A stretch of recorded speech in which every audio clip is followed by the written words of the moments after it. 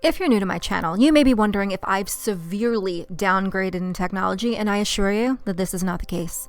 This video is actually a re-upload from one of my earlier videos dating way back to 2016, when my channel was still quite new. So why the re-upload?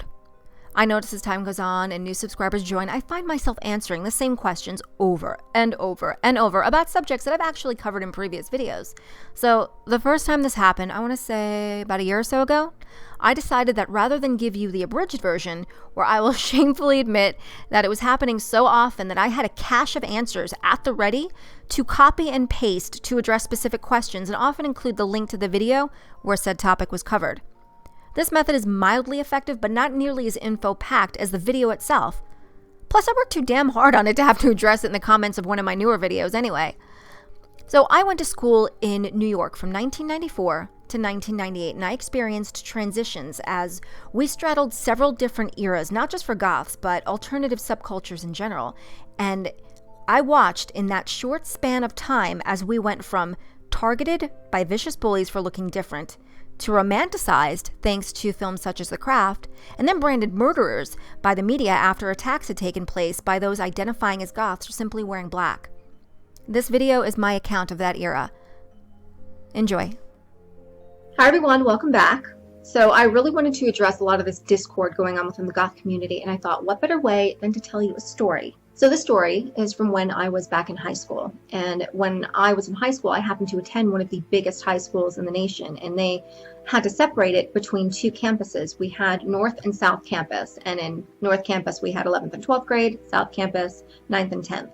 And in 9th and 10th grade, it was absolute pandemonium. And then, of course, it was almost serenity over at North, which is very strange because there was just some sort of temperament shift that occurred in the transition between North and South. So it was very strange, but it happened nonetheless. So my very first year at South, I was in 9th grade. I was 14 years old, and we had something called Beat the Freak Week. And it was basically exactly the way it sounds. It was anybody that was of the alternative genre were basically subject to violent assaults. This was not pushing, this was not shoving, this was not bullying. There were people getting airlifted to hospitals. Teachers, faculty, they had no idea how to handle the situation. And there was actually a point, I believe like 3 or 4 days in, where they rounded up all of the alternative kids and they got us all into the auditorium and locked us in with some teachers and obviously in there to keep an eye on us. And while we were in there, I remember there were people banging on the doors trying to get in from the outside to get at us, and it was the most bizarre thing I'd ever experienced. Now, the violence had no, there were no barriers. They didn't discriminate whether you were male or female. There were males that were just basically going after and attacking female students. There was even a disgusting case where there were guys that were actually masturbating into cups and then throwing it into the face of girls who they considered freaks. Parents were terrified for the welfare of their kids, so they were actually pulling them out of school. And for those of us who remained, a lot of the parents were begging their kids to dye their hair a normal color, dress differently, and then even news outlets were picking it up. I remember there being news stories, newspapers, on TV, and it got actual attention. It was so bad. And finally, after I would say maybe 3 or 4 weeks, it started to die down, and then things went back to normal. But it wasn't ever really quite the same. But it was a brutal time. A lot of people think that, when you're in the alternative scene as it is today, you don't really get that much adversity. A lot of people have a lot more of a tolerance to that sort of thing. It's not out of the norm. But back in the 90s, when I went to school, it wasn't like that. And in the 80s, I can imagine it was probably much worse if that's what we got in the 90s. Now, this is not just peer-on-peer discrimination. I remember actually quite clearly, I was going to see KMFDM with a group of friends at Roseland in New York City. I think this is 1995. And as the group of us were walking toward the venue, we were all sort of dressed the same. We had black lipstick, ripped tights, 20-hole Doc Martens. And as we're walking, I see a businessman, on the street walking toward us. Now, normally, he wouldn't have stuck out in my mind if it wasn't for what he'd said. Now, as he's approaching us, I see he has a look of utter disgust, and he's looking us up and down. And as he passed us, he says, "Fucking freaks, it's not Halloween." I was just like, the fuck? But this is something that we had to come to get used to. And it was something that was very normal back then because we weren't met with the same sort of treatment that people are met with today for being different. There's always been a sort of mysterious nature that surrounded the whole goth scene.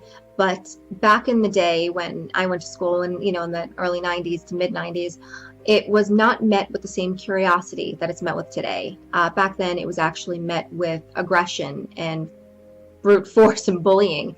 We were not liked and we were called freaks. It was bad. It was a brutal time and people really got their asses handed to them on more than one occasion. Over the years, there was a major shift that had taken place where we were bullied and discriminated against. We were all of a sudden, we were feared.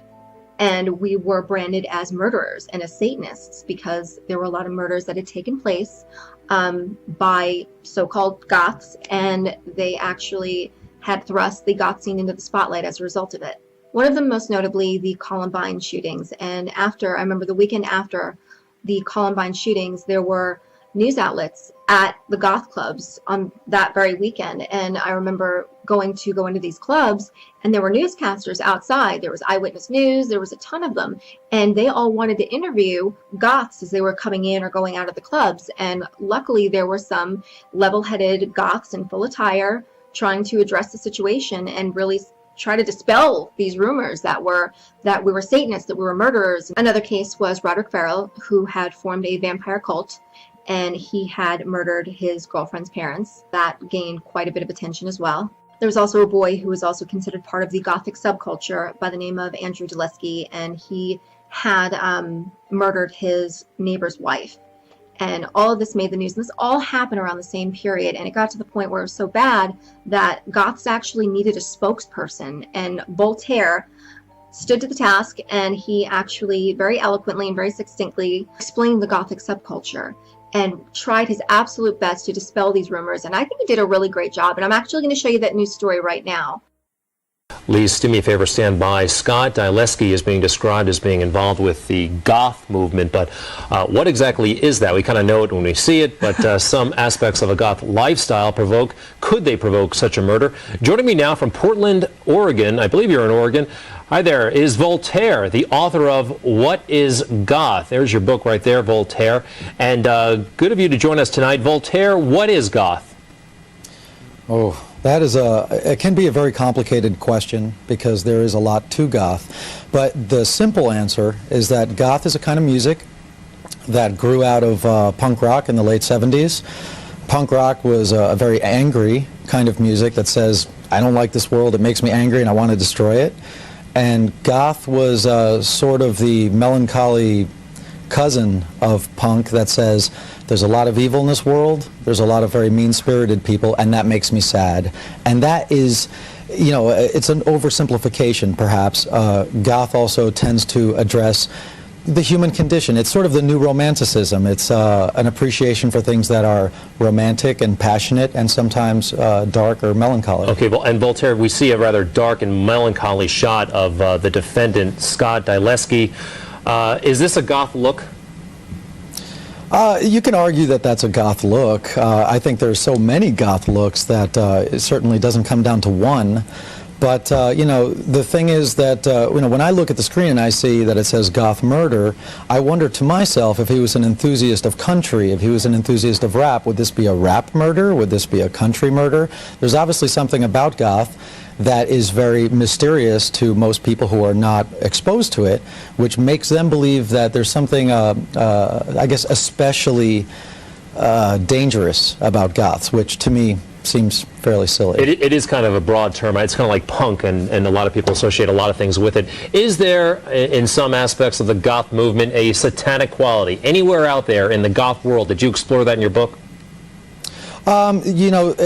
There may very well be people within the goth scene, because the goth scene really encompasses a lot of different tribes of people.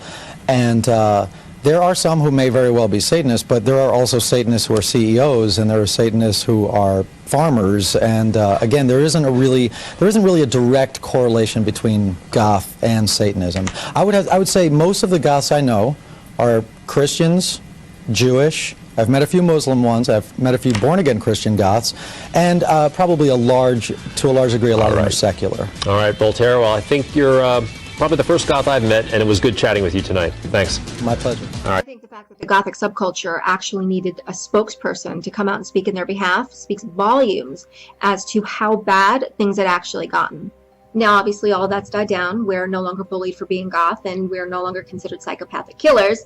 However, what's happened now is it's spawned a new generation of goth on goth bullying, which is absolutely ridiculous, because after all that we went through to basically maintain who we are and maintain our identity, we now have these people who are taking on the same mentality of those during Beat the Freak Week, those trying to intimidate us out of being who we are. That is the mentality that you should have. Go against the grain, screw what anybody else says, and if you want to get away from these people, all you have to do is log off. Regardless of the threat of beatdowns, regardless of the news outlets branding us as psychopaths, we never cowed to intimidation. It never stopped us from remaining steadfast to our own subculture. And that being said, neither should you. Considering what we went through, you can obviously imagine how this goth on goth bullying thing is utterly infuriating.